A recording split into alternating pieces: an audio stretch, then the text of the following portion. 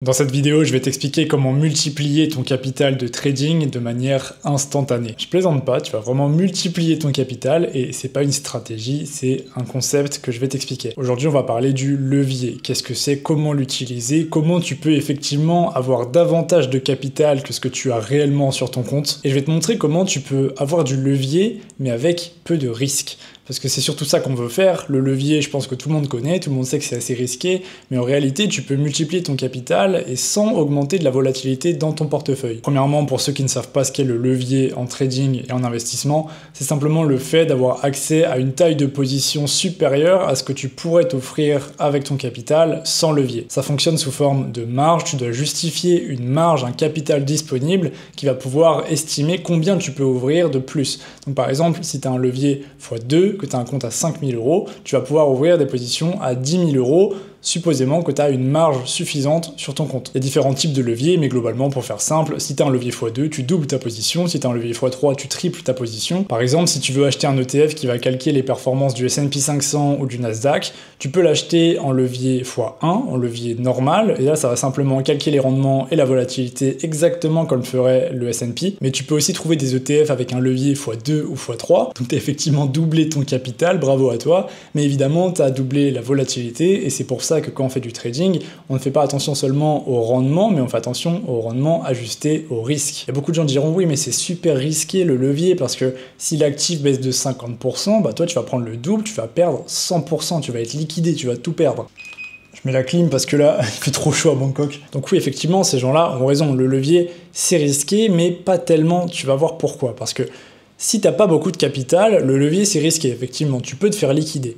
Mais si tu as déjà un peu de capital et que tu veux l'augmenter pour pouvoir allouer davantage de capital à d'autres choses, là c'est super intéressant. Qu'est-ce que je veux dire par là? C'est que imaginons sur un compte courtier classique où tu fais du trading, pas de l'investissement, et ben tu vas souvent ouvrir des tailles de position qui sont peut-être de 1% par trade, 2% par trade, c'est des valeurs raisonnables quand même sur l'ensemble de ton capital, sauf que t'as pas besoin de mettre 100 000 € sur ton compte si tu veux risquer 1%.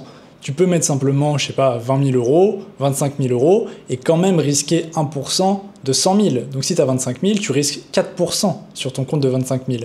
Mais t'as pas besoin de toute la marge, t'as pas besoin des 75 000 € qui restent. Ce serait de l'argent perdu qui ne sert à rien, qui dort sur un courtier, parce que pour te faire liquider sur tes 25 000 € que tu mets sur ton courtier, faudrait que tu aies un drawdown de 25% sur ton compte à 100 000.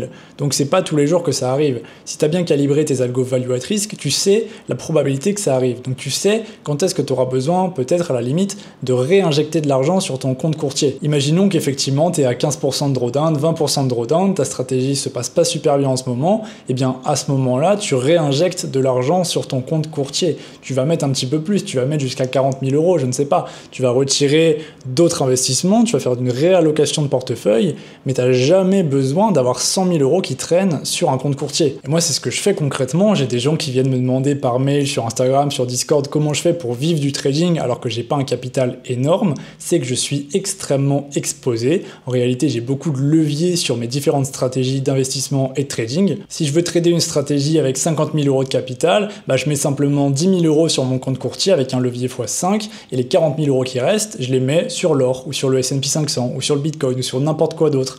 Et si jamais j'ai un drawdown, je retire de ces investissements et je les injecte sur mon compte courtier pour pas me prendre un appel de marge. Et comme par magie, j'ai multiplié mon capital, j'ai doublé mon capital, je suis passé de 50 000 € fixes à 90 000 € investis. Je suis exposé à 90 000 € de mon portefeuille. Pourquoi 90 000? Parce qu'il y a quand même les 10 000 € qui restent sur le compte courtier. Alors, il y a du levier x 500, il y a du levier qui est vraiment extrêmement important, donc je pourrais même avoir moins que ça, tu pourrais mettre, je sais pas, 1000 € sur un compte courtier et avoir une taille de position de 100 000 €, sauf que tu aurais un problème de marge très rapidement, parce que si tu risques 1% de ton compte sur un compte 1000 € courtier, mais 100 000 € d'exposition, bah en fait, une position et tu te prends un appel de marge, tu te fais liquider. Donc c'est pour ça qu'il faut être raisonnable, il faut pas faire n'importe quoi, le levier c'est quand même risqué, mais ça peut être acceptable dans certains cas.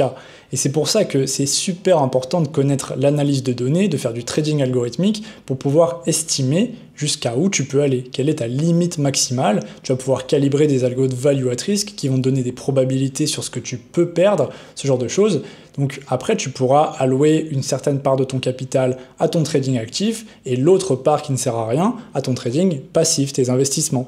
Et comme par magie, tu gagnes des deux côtés. Donc je te donne un conseil pratique, si jamais tu as 10 000 € qui traînent sur un compte courtier et que tu prends des petites tailles de position, eh bien enlève la moitié, enlève 5 000 €, mets-les en investissement passif qui vont être quand même avec des rendements assez stables, mais pas des trucs genre Bitcoin ou shitcoin ou je ne sais quoi. Investis calmement parce qu'il faut que tu aies du cash disponible au cas où tu te prends un appel de marge, mais dans tous les cas, tu n'as pas besoin de laisser 100% de ton capital sur le compte courtier.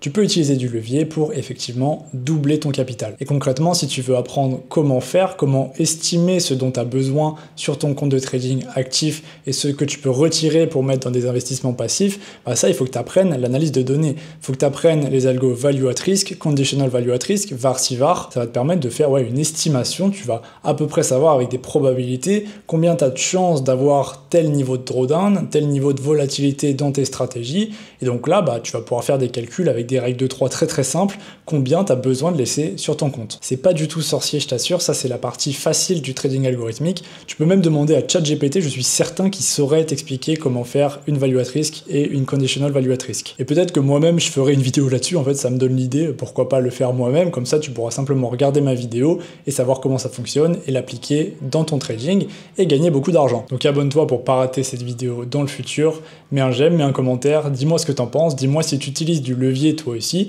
et fais attention à ne pas trop en utiliser quand même, sois raisonnable. Et moi je te dis à la prochaine pour une nouvelle vidéo, c'était Brieux, ciao.